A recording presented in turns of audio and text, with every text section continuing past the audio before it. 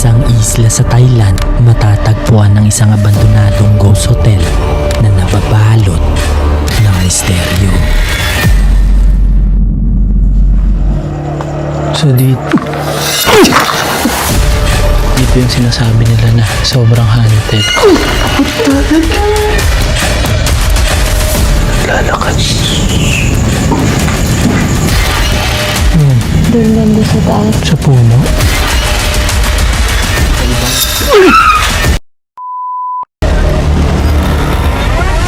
ถ้าเป็นคนเดียวกดกรึ่ง1 ครั้งถ้าคนเยอะกดกรึ่งหลายครั้ง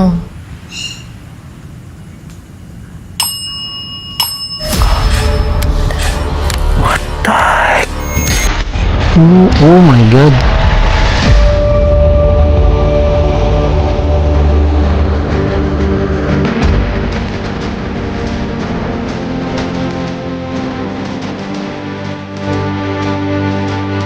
Para makarating sa lokasyon, kailangan namin bumiyahe galing Pilipinas papuntang Thailand.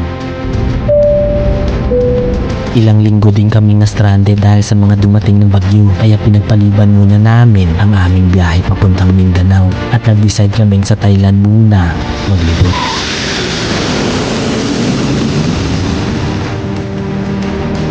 Pagdating ng bangko, kailangan namin ulit bumiyahe ng ilang oras papunta sa probinsya at sumakay ng tuktok papunta sa pier.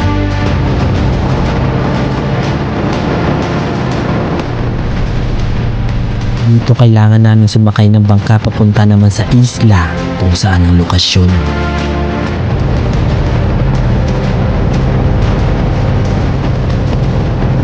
At pagdating namin doon, ito ang bumungad sa amin.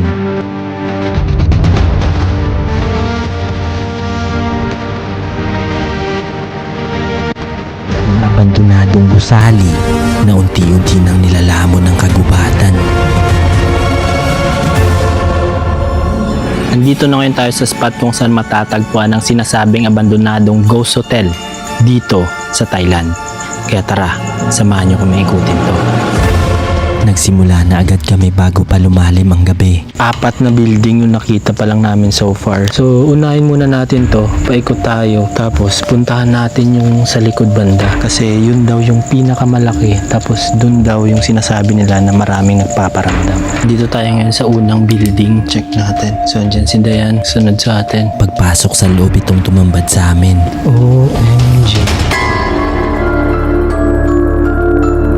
Ito na palang receiving area nila. Halos wala nang gamit ang natira, pero ang mga pader nito buo pa at halos wala pang sira. Dito, ito pa yung pinto nila sa receiving area. kakaiba no? Kaya nga eh. Wood siya. Tapos yung dito sa loob guys, yung ibang parte natanggal na. Nakatambak na din dito ang mga kahoy at lagayan ng kuryente na unti-unti nang nababalot ng alikabok. Kaya yung ibang parte dito, as in buo pa talaga kasi sobrang tibay. Yung mga ginamit na materyales, lahat bato. Sa likod nito matatagpuan ang CR nila. Halos buo pa ang mga parte nito at habang nag-iikot dito, merong napansin si Dayan. altar? Oh my god. Diba ito yung mga sinisindihan guys? Dito. incense? Ito siguro yung altar nila. Sa kanang bahagi meron kami natagpo ang hagdan, kaya inakyat namin para tingnan anong meron sa second floor. Ito nakat. Napasok na ng mga ligaw na halaman ang bahaging ito at unti-unti nang gumagapang sa bintana at sahig ang mga dahon at ugat. OMG. Dito matatagpuan ang mga kwarto, kaya pinasok ko para makita anong meron sa loob. Dito pa yung mga parte ng aircon guys. Tsaka yung mga parte ng bintana. Silaglagan na. Meron pa ditong 2 kwarto. Dito sa hallway na to. Yun, papunta na yun sa harap eh. So check natin kung meron doon. Lilipat na dapat ako sa kabilang kwarto, pero may bigla na lang.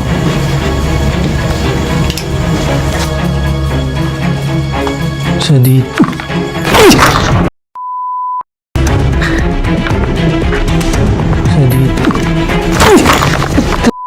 Kaya nagmadali na kami dahil parang pinapaalis na kami dito. Na para bang ayaw nila kami sa lugar na to.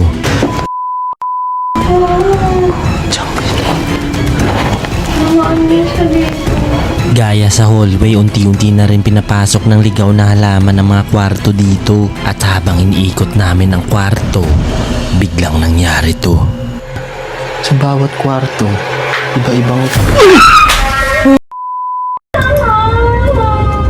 This time hindi na kami nakailag at tinamaan na sa muka si Dayan. Kaya lang? Saan? Ako yung ano niya. Agad ako yung balat niya. Oh my God. Wait lang. Kaya umakyat na kami agad para tingnan ang third floor at para makalipat na agad sa ibang parte dahil sobrang lawak ng aming lilibutin. So, akyat tayo sa taas guys kasi nahabol kami ng paniki dito. Kung na-appreciate yung ginagawa namin dito guys, please do subscribe para marami pa tayong lugar na papuntahan. Gaya nito. Dito sa hagdan kita na ang totoong kalagayan ng gusali. Nagkalat ang mga parte ng pinto at tipak ng pader. At pagdating namin sa taas, itong tumambad sa amin. Oh, wala nang bubong dito. OMG.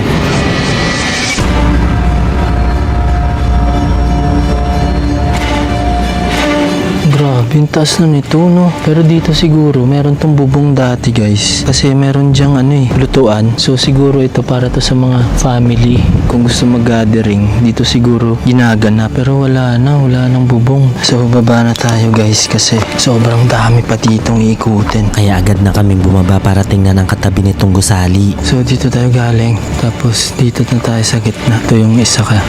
So, check muna natin to. Kung anong meron dito. Pagpasok sa loob, itong tumambad sa amin. Feeling ko ano to, no? Cafe?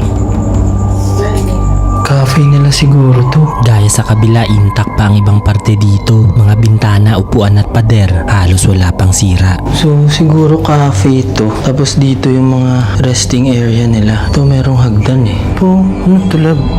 Parang sampagita sa atin sa Pinas. Yung mga inaalay sa altar. May mga naiwan pang gamit dito sa upuan. At habang tinitingnan namin to, bigla kaming may napansin dito. May naglalakad. Rinig mo? Oo. Tanakap!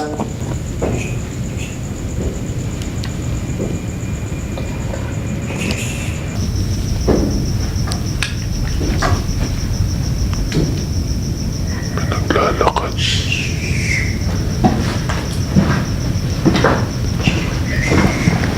Rinig mo? Oo. Tanakap.